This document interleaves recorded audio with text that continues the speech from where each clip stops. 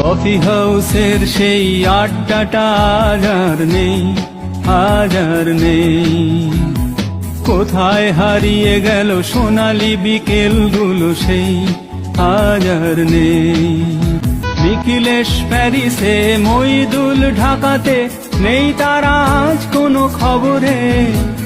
গ্র্যান্ডের guitarist Goanese D'Souza ঘুমিয়ে আছে যে আজ কবরে। কাকে যেন ভালোবেসে আঘাত পেয়ে যে শেষে পাগলা গারদে আছে রমারায়।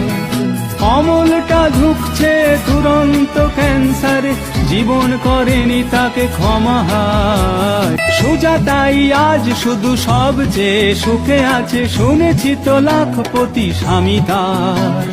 হিরে আর জহরতে আগাগোড়া মোড়া সে, গাড়ি বাড়ি সব কিছু দামি তার। আর